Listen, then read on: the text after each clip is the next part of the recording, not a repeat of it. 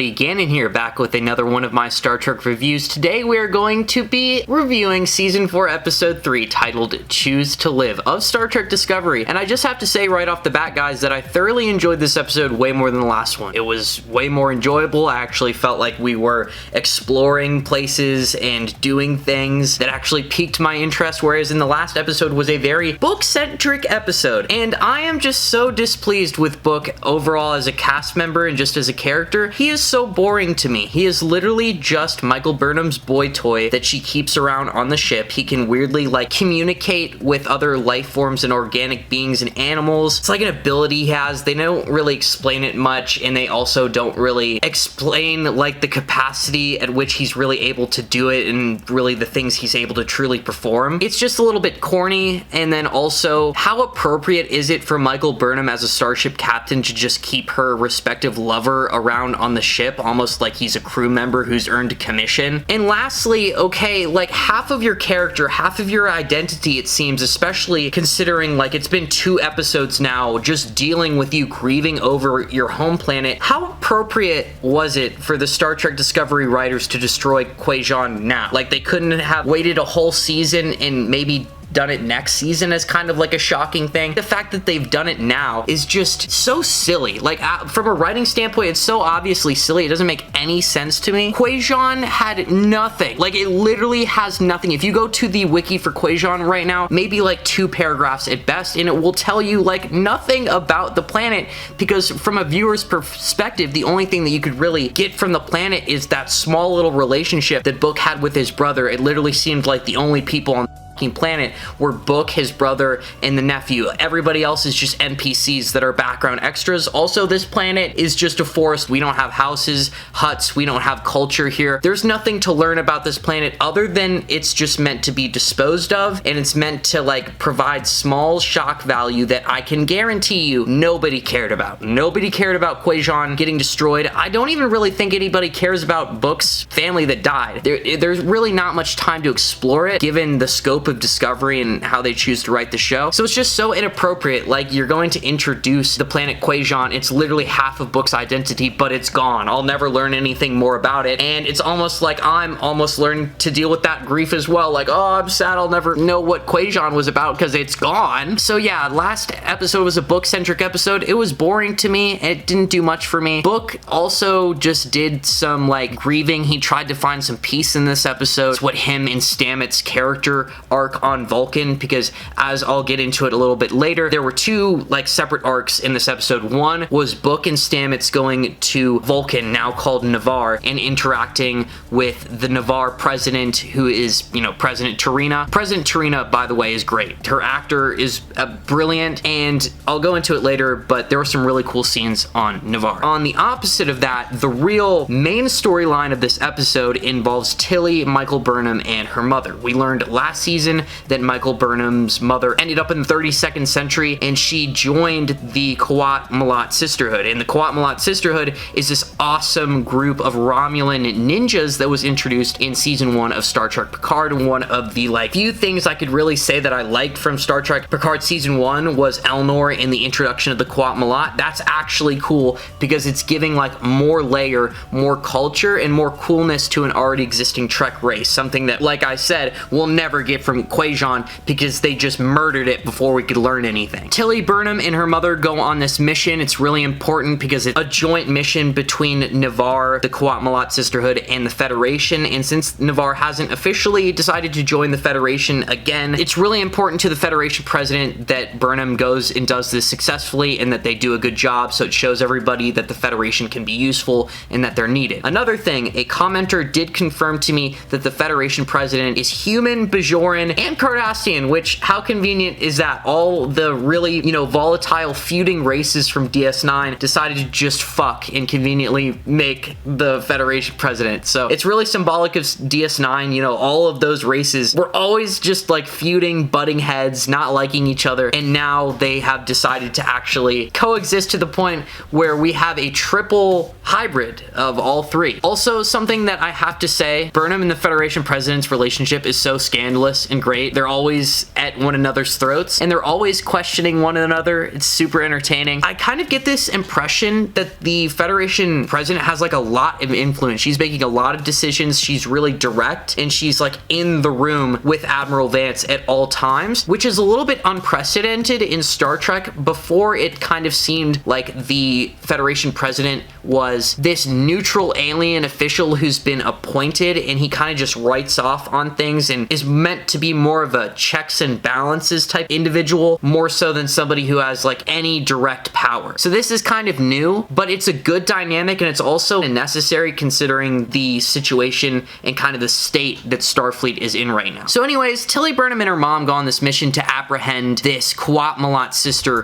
who's almost seemingly gone rogue. She's done some very questionable things. She has taken the life of a actual Starfleet commander. Something that was really cool at the beginning of this episode was we got to see a Starfleet commander duke it out with the Qoowat Milat sister, and I have to say, he fought brilliantly. He is just the commander of a space station. You know, I think it was appropriate power scaling right there. A Starfleet commander in any capacity should be able to throw some hands really brilliantly, and he did. But you also have to remember that on the power scaling tier list of Star Trek, after Star Trek Picard Season 1, you really have to put the Qoowat Milat like super high on the list. Like, the regular Klingons now are just kind of beat up by any high-ranking official Starfleet officer, but like the Qoowat Milat, they are space ninjas. They are lethal as hell. They are very, very good, and Elnor was just such a huge asset to the cast of Picard because he kind of like came with this layer of safety. Like, okay, don't worry, Elnor's around. That dude's a freaking machine. G-Vinny kills a Starfleet officer on this station in order to take dilithium, which you learn that, you know, she did kind of ask for the dilithium. The Federation can't give dilithium to any one individual. They can only give it to like an organization with legitimacy, someone who they know will use it properly. So when G-Vinny came and put this request in for the dilithium, she really couldn't explain what she was using it for, because as you learn later in this episode, you learn that it's all a part of this path that she was on. She kind of got this psychic distress signal from this race of aliens known as the Abronians, I'm pretty sure they were called. All these Abronians were on this very large spaceship that was kind of masked to maybe look like a meteorite. I don't really remember, but they were in this really cool archaic spaceship, and it really looked like something out of Alien. They were all in these cryostasis chambers, and it is explained that their body compositions are like high in latinum, which, as you know, is the one currency that they use in Star Trek. So a whole bunch of grave robbers were coming to this meteorite generation ship type beat, and they were trying to steal the latinum out of these aliens' bodies. So one of these aliens managed to send off a psychic distress signal to G-Vinny. She got it, arrived, cut down those space grave robber pirates, and then she saw that this was like her new path, because as you know, Qoowat Milat sisters, they adhere to this path. Sometimes they'll meet an individual who has this helpless cause that they sympathize with, and then they'll give themselves to it, and that'll be like their new path, their oath. They will literally cut down anybody in their way to help the person that they've made this pact with achieve their path. Qoowat Milat sisters are on Black Air Force One energy. It is ridiculous. In this episode, Michael Burnham, Tilly, and her mom, accompanied by this one Qoowat Milat sister, arrive at this planet, and instantly two Qoowat Milat lackeys teleport to the bridge of Book's ship because they needed to use Book's ship for some reason, I don't remember. And they have this really crazy awesome sword fight. By the way, before I get into any of that, I do need to talk about Tilly. Tilly's gripe this episode was that she kind of feels out of place. She feels too comfortable. She's really unsure of her path, and that is really convenient because the path was just said so many times in this episode because of the Qoowat Milat sisterhood and just their whole culture. So they really tied that in with Tilly's level of uncertainty about just her place in the universe, and Tilly just wants to do stuff that is outside her comfort zone. So Saru basically recommended that Michael take her on the mission because this is super out of her comfort zone. Tilly isn't really like super combative, and it was a good opportunity for Tilly to actually get some screen time, and she did brilliant. She was so funny, great, and personable this episode. This was just a 10 out of 10 Tilly episode. I cannot even lie. I loved Tilly this episode. Seeing her sword fight on the bridge in fight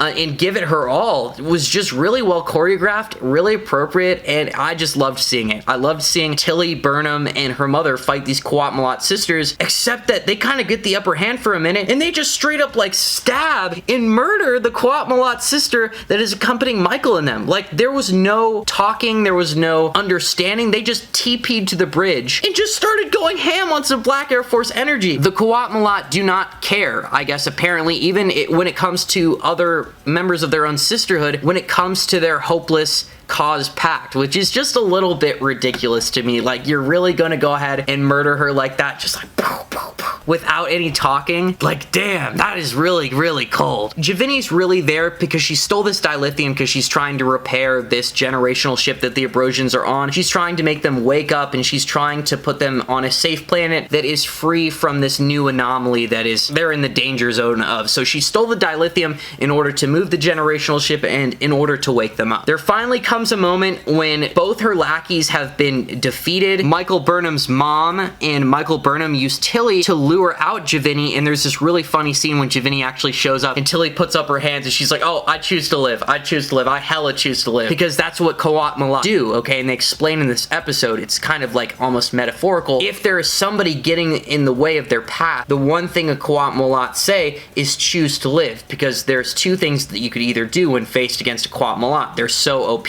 Odds are you're gonna die hella. So you can either choose to live and go on a separate path and continue living, or stay on the current path and die. And that's really what the choose to live thing kind of means, and it's really cool that they fleshed that out, and we're actually learning more and more about the Qoowat Milat as we go on. So they lure Javini, and Michael Burnham and her mother TP to go and take her into custody, and there's like this hilarious moment. There are two times in this episode where I laughed my ass off. There's this hilarious moment where Michael Burnham's mom's like, yo, I got this, and then she proceeds to like 2 seconds later get her ass whooped, and then Javini has got her by the throat. Michael Burnham's mother's previous past relationship with Javini, there was a point where like Javini actually found her when she came to the 32nd century and nursed her back to health. I feel like that whole giant relationship that they have is the one thing keeping her from just slitting her throat immediately, because like I said, these Qoowat Milat sisters do not play around. It doesn't matter friend or foe. If you get in front of their path, you are dead as hell. Michael Burnham tries to calm her down, and they appease her by basically saying, yo, your path will end once we wake up the aliens, so let's just wake up the alien. That's what they do. They wake up the Abrosians. The Abrosians leave the ship. Something very weird though, it is just a little bit shallow how we got no interaction with the Abrosians. They just woke up and they went to the planet, and we didn't even get to see them like wake up or crawl out or anything. It was a little bit weak. There was no first contact at all. I wish they would have taken like an extra 10 or 15 seconds to maybe show a clip of Michael or somebody talking to the Abrosians. I mean,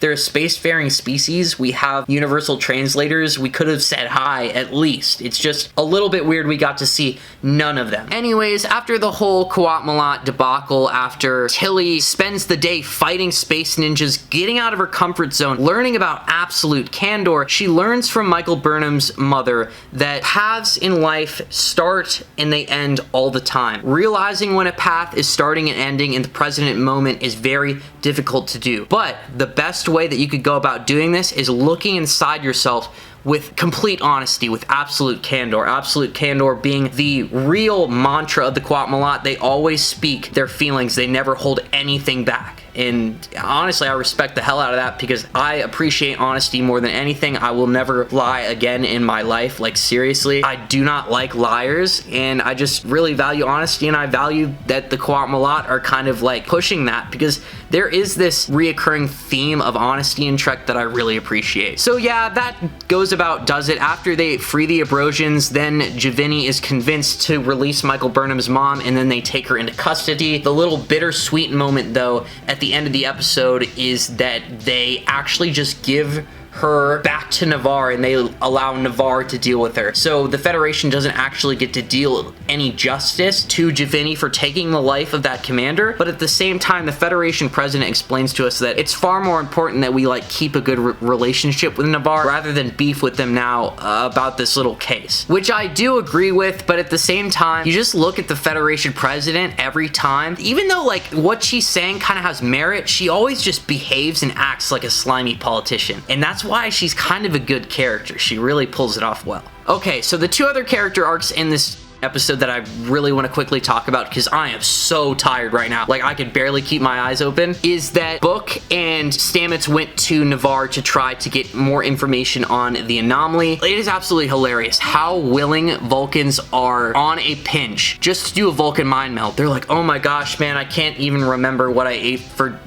breakfast yesterday. Oh man, I have an idea. Mind meld. We just mind meld. You know, it's like not an abrasive thing at all. We just do it. Like, we just do it all the time. They use a mind meld on Book, and I just started like laughing, dude. It's literally the president of all of Navarre, and she's just there. She's like, mind meld. Let's do it right now. I'm pretty sure she might have done it last season, dude. Like, they love their mind melds so much. They look inside of his head. They basically confirm through Book's recollection of the destruction of Quajon that there are no tachyons, proving that this is not a part of this primordial dark matter phenomenon that Stamets is theorizing that this is the case. Book, through this mind meld, voluntarily chooses to relive the events of Quajon, and he gets to see this moment where his nephew actually looks back at him, which he didn't get to see in the actual event. So this gives him some peace of mind, and this helps him deal with his grief about Quajon being destroyed. Okay, so that's that. Also, the other thing we need to mention is that Gray was revived in this episode. He was put in the Soong type android. I think it's like almost comedic how they did it. Like, they decided to use some bootleg trill transference technique,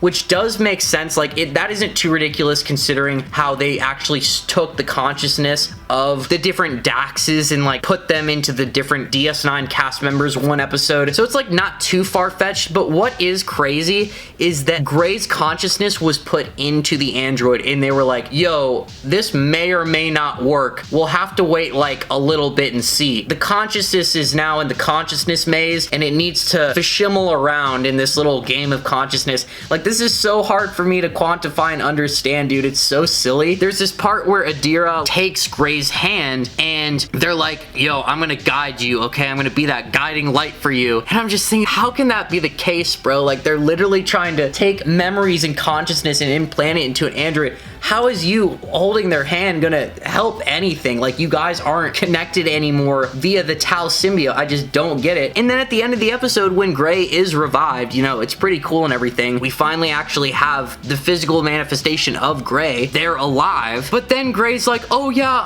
I totally saw you. I felt your presence. You know, you helped me and you guided me into this android body. I just thought that that was the corniest thing that has maybe happened, like literally in this season and the last season. That was the corniest bit of line. Like, how did Adira actually help you get into that android? I also don't see how Gray could have known that Adira was even talking when you were pretty much brain dead to a degree. So yeah, that was just a little bit silly to me. I am very happy that Gray has been revived, and I'm very happy that I'm going to get to see a lot more of them as a character. But yeah, with all that being said, this episode was really good. It was entertaining. Actually, I'm gonna give this one a 6.5 out of 10 because, like, I don't want to give it too good of a score. It was just a step up from the last episode. I enjoyed the events. I enjoyed the interactions. I am very happy that Book is done with his little grieving phase because, oh my gosh, I didn't care about it at all. He is a boring ass character. I wish he wasn't so shallow. I wish I could like Book, but I really don't. I beef with him a lot. He's just like a dude with a cat. I'm really excited to see what they decide to do in next week's episode. I actually would like season 4 to be strong. I just wanted to get better from here on out, and I really enjoyed the Qoowat Milat sisterhood representation this episode. It was fun. Michael Burnham looked super cute this episode as well. Like, there was a couple scenes where